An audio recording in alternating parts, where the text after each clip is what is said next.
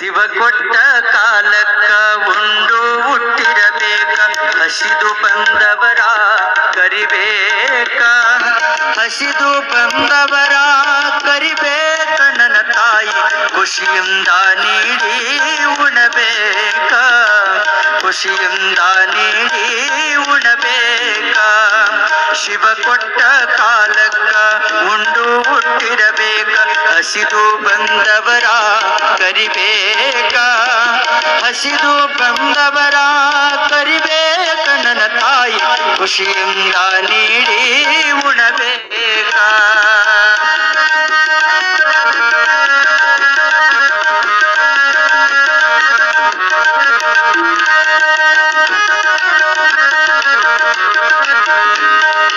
ಬಂಗಾರ ಇಟ್ಟುಕೊಂಡು ಬಡಿವಾರ ನಿನಗ್ಯಾಕ, ಬಡವರ ಒಡಲೋಳು ಬೆರಿಬೇಕ.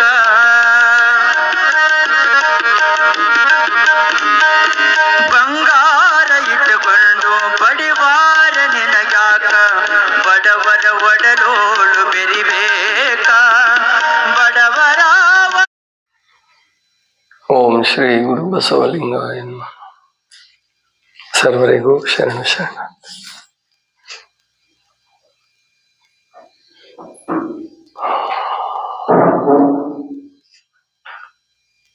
ಬುದ್ಧ ತನ್ನನ್ನು ತಾನು ವೈದ್ಯ ಅಂತ ಕರ್ಕೊಂಡಿದ್ದಾನೆ ಅಂತ ಹೇಳ್ತಾರೆ. ಅಂದ್ರೆ ಗುರು ಆಗಿನ ಕಾಲದಲ್ಲಿ ವೈದ್ಯ ಕೂಡ ಆಗಿರ್ತಿದ್ದ.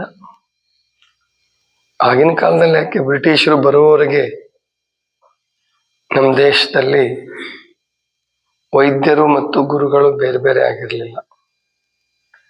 ಗುರುಗಳೇ ವೈದ್ಯರಾಗಿರ್ತಿದ್ರು, ವೈದ್ಯರೇ ಕೆಲವು ಸಾರಿ ಗುರುಗಳಾಗಿರ್ತಿದ್ರು. ಎರಡು ಅಂದ್ರೆ ಆರೋಗ್ಯಕ್ಕೆ ಅಷ್ಟು ಮಹತ್ವವನ್ನು ಕೊಟ್ಟಿದ್ದಾರೆ.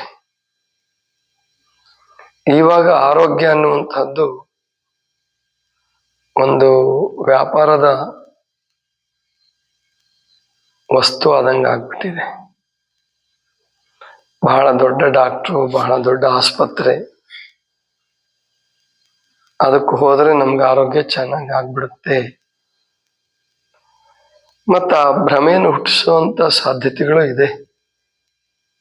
ನಿಮಗೆ ಬೇಕಾದಂತ ದೊಡ್ಡ ತೊಂದರೆಗಳಾಗಿದ್ರು, ಹೊಟ್ಟೆಯಲ್ಲಿ ಬೇಕಾದ ಗಡ್ಡೆ ಇರಲಿ, ಕ್ಯಾನ್ಸರ್ ಗಡ್ಡೆನೇ ಇರಲಿ, ಯಾವುದೇ ಇದ್ರೂ, ಅಥವಾ ಓಪನ್ ಹಾರ್ಟ್ ಸರ್ಜರಿ ಇರಲಿ, ಹೊಟ್ಟೆಯಲ್ಲಿ ಕಲ್ಲಾಗೋದು ಅಂದ್ರೆ ಕಿಡ್ನಿ ಕಲ್ಲಾಗೋದಿರ್ಬೋದು, ಅಥವಾ ಈ ಇನ್ನೊಂದು ಶುರುವಾಗಿದೆ ಗಾಲ್ ಬ್ಲಾಡರ್ ಸ್ಟೋನ್, ಪಿತ್ತಕೋಶದಲ್ಲಿ ಕಲ್ಲಾಗುವಂತಹದ್ದು, ಎಲ್ಲದಕ್ಕೂ ಆಪರೇಷನ್. ಮತ್ತು ಅನಿಸ್ಟಿಸಿಯಾ ಅಂತ ಕಂಡಿಡಿದ ಮೇಲೆ ಆಪರೇಷನ್ ಸುಲಭ ಆಯ್ತು, ಅಂದ್ರೆ ನೋವಾಗಲ್ಲ. ಆಗಿನ ತತ್ಕಾಲದಲ್ಲಿ ಏನು ನೋವು ಅನ್ಸಲ್ಲ. ಇವ್ರಿಗೆ ಆಪರೇಷನ್ ಮಾಡಿಸ್ಕೊಳ್ಳೋರ್ಗು ಖುಷಿ ಇರುತ್ತೆ, ಒಂದ್ಸಾರಿ ಆಪರೇಷನ್ ಮಾಡಿಸ್ಕೊಂಡ್ಬಿಡೋಣ, ಪೂರ ಆರಾಮಾಗ್ಬಿಡ್ತೀವಲ್ಲ ಅಂತೇಳಿ. ಈಗ ಮಂಡಿ ಆಪರೇಷನ್ ಶುರುವಾಗಿದೆ. ದೇಹದಲ್ಲಿ ಬಹಳಷ್ಟು ಭಾಗವನ್ನು ಕೊಯ್ಯುವ ವ್ಯವಸ್ಥೆ ಆಗಿದೆ. ಆದ್ರೆ ಅದರ ನಂತರದ ಸ್ಥಿತಿ ಯಾರು ಯೋಚನೆ ಮಾಡಲ್ಲ. ಬದುಕಿದ್ರು ಸರಿ, ಆದ್ರೆ ಅವರು ಆರೋಗ್ಯವಾಗಿ ಬದುಕಿದ್ರ ಅದನ್ನ ಯಾರು ಸಮೀಕ್ಷೆ ಮಾಡಿಲ್ಲ ಇದುವರೆಗೆ. ಒಂದ್ ವೇಳೆ ಆಪರೇಷನ್ ಮಾಡಿಸದೆ ಹೋಗಿದ್ರೆ ಅವರು ಹೇಗ್ ಬದುಕ್ತಿದ್ರು ಅದು ಗೊತ್ತಿಲ್ಲ. ಮತ್ತೆ ಹೇಳ್ತಾರೆ ಜೀವ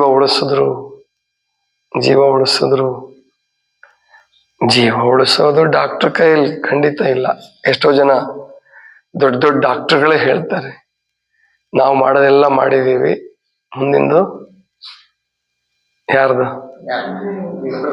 ನಿನ್ನ ಅದೃಷ್ಟ ಮತ್ತು ದೇವ್ರ ಇಚ್ಛೆ ಮತ್ತು ನಿನ್ನ ಅದೃಷ್ಟ. ಅವರು ಭಾರ ಹಾಕ್ತಾರೆ. ನನ್ನ ಚಿಂತನೆ ಏನು ಅಂತಂದ್ರೆ,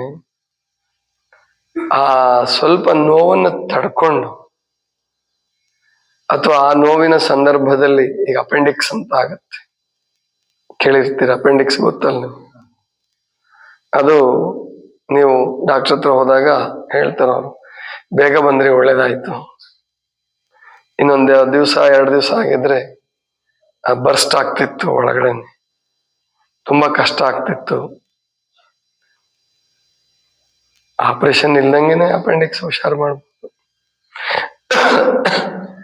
ಅಂದ್ರೆ ಇವತ್ತಿನ ವಿಷಯ ನಿಜವಾಗಿ ಅದಲ್ಲ ನಾನು ಹೇಳಕ್ ಹೊರಟಿದ್ದು. ವೈದ್ಯರು ಮತ್ತು ಗುರುಗಳು ಏನು ಪಾತ್ರವನ್ನು ವಹಿಸ್ಬೇಕು ಈ ಸಮಾಜದಲ್ಲಿ, ಸತ್ಯವನ್ನ ಹೇಳ್ಕೊಡ್ಬೇಕು, ಅದು ನಾನು ಹೇಳಕ್ ಹೊರಟಿದ್ದು ಮುಖ್ಯವಾಗಿ. ಬುದ್ಧ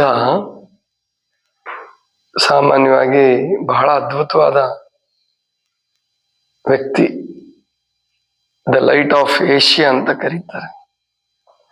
ಅಂದ್ರೆ ಏಷ್ಯಾದ ಬೆಳಕು, ಹೆಂಗೆ ಜಗಜ್ಯೋತಿ ಬಸವೇಶ್ವರರು ಅಂತ ಬಸವಣ್ಣವ್ರಿಗಂತೀವಲ್ಲ, ಹಾಗೆ ಬುದ್ಧನಿಗೆ ಲೈಟ್ ಆಫ್ ಏಷ್ಯಾ. ಅದು ಯಾರು ಕರೆದಿದ್ದದು ಅಂದ್ರೆ ನಮ್ಮವ್ರಲ್ಲ, ಯುರೋಪಿಯನ್ಸ್ ಕರೆದಿದ್ದು, ಅಮೆರಿಕಾದವ್ರು ಕರೆದಿದ್ದು.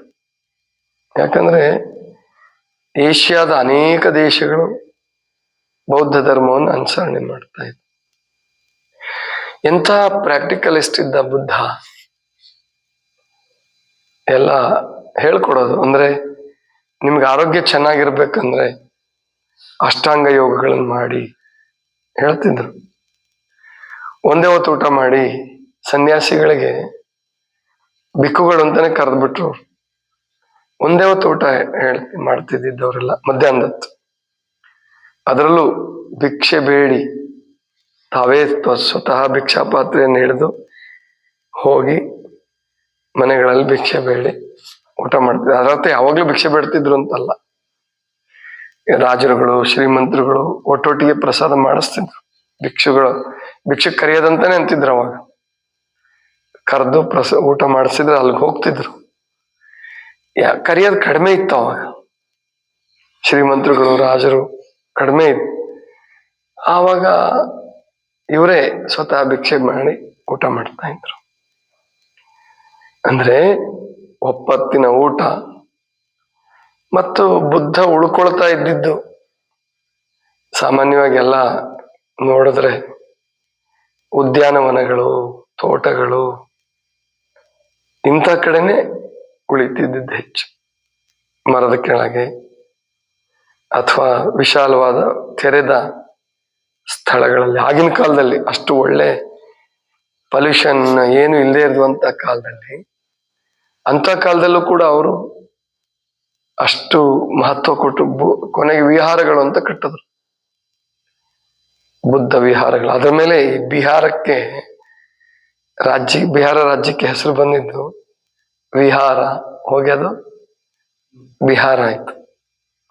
ಅಂದ್ರೆ ಆತರ ಶಾಂತವಾಗಿರೋದು ಮತ್ತು ಧ್ಯಾನ ಮಾಡೋದು. ಧ್ಯಾನಕ್ಕಂತೂ ಪೂರ್ಣ ಒತ್ತು ಕೊಟ್ಟಿದ್ರು. ಅಂದ್ರೆ ಆರೋಗ್ಯ ಸಿಗೋದು ಕೇವಲ ಔಷಧಿಗಳಿಂದ ಅಷ್ಟೇ ಅಲ್ಲ, ಸಿಗೋದು ಇಲ್ಲ. ಆಪರೇಷನ್ಗಳಿಂದ ಆಗ್ಲಿ, ಔಷಧಿಗಳಿಂದ ಆಗ್ಲಿ, ನಿಮ್ಗೆ ಇನ್ನೊಂಚೂರು ಸೈಡ್ ಎಫೆಕ್ಟ್ ಮಾಡ್ಕೊಂಡು ದೊಡ್ಡ ಕಾಯಿಲೆಗೆ ಪ್ರಮೋಷನ್ ಪಡಿಬಹುದೇ ಹೊರತು ನಿಮಗೆ ಆರೋಗ್ಯ ಅನ್ನುವಂಥದ್ದು ಪ್ರಾಪ್ತಿ ಆಗಲ್ಲ. ನಮ್ಮ ಮನಗುಂಡಿಯಲ್ಲಿ ಒಬ್ರು ಇದ್ರು, ಸಣ್ಣಿಂಗಮ್ಮನವ್ರು ಅಂತ ಹೇಳಿ. ಸುಮಾರು ಒಂದು 69 ವರ್ಷ ಆಗಿತ್ತು.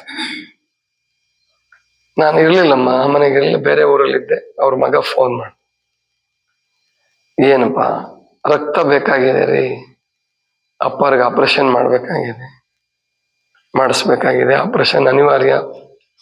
ಏನಾಗಿದೆ? ಲಿವರ್ ಕ್ಯಾನ್ಸರ್ ಆಗಿದೆ, ಒಂದು ತೆಂಗಿನಕಾಯಿ ಗಾತ್ರ ಗಂಟಿದೆ, ಗಡ್ಡೆ ಅಷ್ಟು ದೊಡ್ಡದಾಗಿದೆ. ಇರ್ಲಪ್ಪ, ಅವ್ರು ಹೆಂಗಿದ್ದಾರೆ ಈಗ? ಚೆನ್ನಾಗಿದ್ದಾರೆ, ಅಂದ್ರೆ ಊಟ ಸೇರ್ತಾ ಇಲ್ಲ, ಓಡಾಡ್ತಿದ್ದಾರೆ. ಆಮೇಲೆ ಸುಮ್ಮನೆ ಹೊಟ್ಟೆ ನೋವು ಅಂತ ಹೋದ್ವಿ, ಮತ್ತೆ ಈ ತರ ಆಪರೇಷನ್ ಮಾಡಲೇಬೇಕು, ಇಲ್ಲಿದ್ರೆ ಕಷ್ಟ ಆಗತ್ತೆ ಅಂತ ಹೇಳಿದ್ದಾರೆ. ನಾನಂದೆ ಸ್ವಲ್ಪ ಮುಂದಕ್ಕೆ ಹಾಕು, ಆಪರೇಷನ್ ಮಾಡಿಸ್ಬೇಡ್ರಿ, ನಾನು ಬರ್ತೀನಿ, ಹೇಳ್ಕೊಡ್ತೀನಿ, ಮಹಾಮನೆಗೆ ಸ್ವಲ್ಪ ದಿವಸ ಇಟ್ಕೊಳ್ಳೋಣ, ಅದು ಲಿವರ್ ತನ್ನನ್ನು ತಾನೇ ಸರಿಪಡಿಸ್ಕೊಳುತ್ತೆ, ಗಡ್ಡೆ ಆಗಿದ್ರು ಸರಿ ಹೋಗುತ್ತೆ ಅಂತ ಹೇಳಿದೆ. ಇಲ್ಲ ಮಾಡದೇ ಇದ್ರು ಉಳಿಯಲ್ಲ ಅಂತ ಹೇಳಿದ್ದಾರೆ. ಪರಮಾತ್ಮ ನಿಕ್ಷೇಪ ಅದು ಸಾವು ಅನ್ನುವಂಥದ್ದು ಮಾಡಿಸ್ಬೇಡಿ. ಇಲ್ಲ ನಾವು ಈಗಾಗಲೇ ತೀರ್ಮಾನ ಮಾಡಿದೀವಿ, ನೀವು ರಕ್ತದಷ್ಟು ಸಹಾಯ ಮಾಡ್ರಿ. ಆಯ್ತು ಬಿಡಾಗಂದ್ರೆ ರಕ್ತ ಹೇಳ್ತೀನಿ, ಯಾಕಂದ್ರೆ ಇಲ್ಲಿ ಬ್ಲಡ್ ಡೊನೇಷನ್ ಕ್ಯಾಂಪ್ ಮಾಡ್ತಿರ್ತೀವಿ, ನಾನು ಕೊಡ್ತಿರ್ತೀನಿ. ಸರಿ, ರಕ್ತಕ್ಕೆ ಹೇಳಿದ್ದಾಯ್ತು, ಆಪರೇಷನ್ ಆಯ್ತು. ಆಪರೇಷನ್ ಆದ್ಮೇಲೆ ಹೆಂಗಿದ್ರು ಅದನ್ನ ಯಾರು ಯೋಚನೆ ಮಾಡಲ್ಲ. ಆಪರೇಷನ್ ಆದ್ಮೇಲೆ ಅವರು ಓಡಾಡಕ್ಕೆ ಸಾಧ್ಯ ಆಗ್ಲಿಲ್ಲ. 3 ತಿಂಗಳಂತೂ ಬೆಡ್ ರೆಸ್ಟೇ, 3 ತಿಂಗಳ ಮೇಲೆ ಮಲಗೇ ಇದ್ರು. ಆಮೇಲೆ ಸ್ವಲ್ಪ ಮನೆಯಲ್ಲೇ ಅಡ್ಡಾಡಕ್ ಶುರು ಮಾಡಿದ್ರು.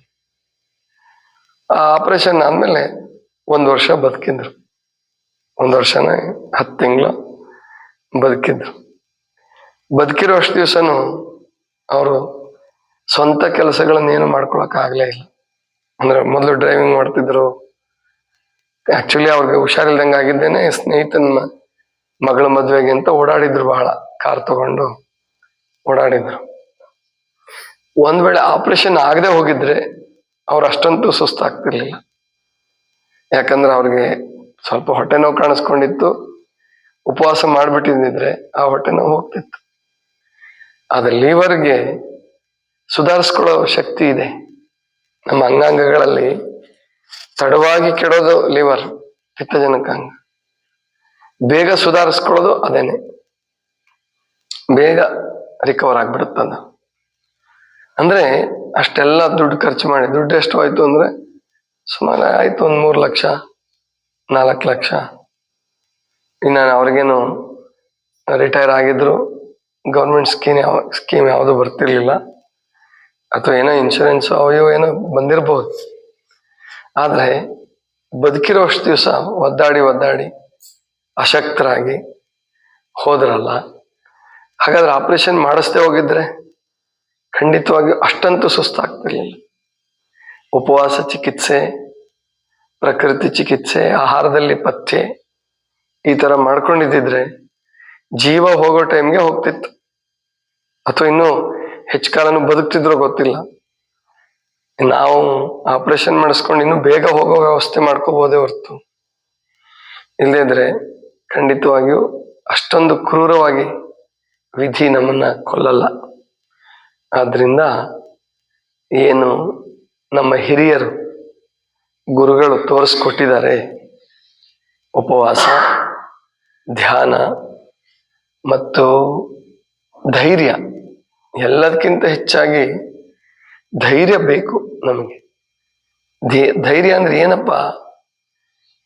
ಪ್ರಕೃತಿದತ್ತವಾಗಿ ಸಾವು ಬರೋವರೆಗೂ ನಾವು ಯಾವ ಕಾಯಿಲೆ ಬಂದರೂ ಸಾಯಲ್ಲ. ಸಾವು ಬಂದಾಗ ಯಾವ ಡಾಕ್ಟ್ರು ನಮ್ಮನ್ನ ಉಳಿಸಲ್ಲ. ಇದೇ ಧೈರ್ಯ. ಈ ಧೈರ್ಯದ ಮೇಲೆ ನಮ್ಮ ಅನೇಕ ಜನ ಋಷಿಗಳು, ಸನ್ಯಾಸಿಗಳು 100 ವರ್ಷ ಅಲ್ಲ 125 ವರ್ಷದವರೆಗೆ ಬದುಕಿರುವಂತ ನಿದರ್ಶನಗಳಿದಾವೆ. ಹಿಮಾಲಯದಲ್ಲಿ ಇನ್ನೂ ಜಾಸ್ತಿ ಬದುಕಿದ್ದಾರೆ ಅಂತ ಹೇಳ್ತಾರೆ, ಅದ್ರ ಅಗತ್ಯ ನಮಗಿಲ್ಲ. ಬದುಕಿರೋ ಅಷ್ಟು ದಿವಸ ಚೆನ್ನಾಗಿ ಬದುಕು. ಈಗಲೂ ಒಬ್ರು ಶಿವಾನಂದ ಸ್ವಾಮಿಗಳು ಅಂತ ಇದ್ದಾರೆ, ಆಚೆ ವರ್ಷನೇನೋ ಅವರಿಗೆ ಪದ್ಮಶ್ರೀ ಪ್ರಶಸ್ತಿ ಕೊಟ್ರು. 126 ವರ್ಷಕ್ಕೆ ಇನ್ನು ಬದುಕಿದ್ದಾರೆ ಅವರು, ಯೋಗ ಮಾಡ್ಕೊಂಡು. ಮತ್ತು ಡೆಲ್ಲಿಗೆ ಬಂದಿದ್ರು, ಪದ್ಮಶ್ರೀ ಪ್ರಶಸ್ತಿ ಸ್ವೀಕರಿಸಕ್ಕೂ ಬಂದಿದ್ರು.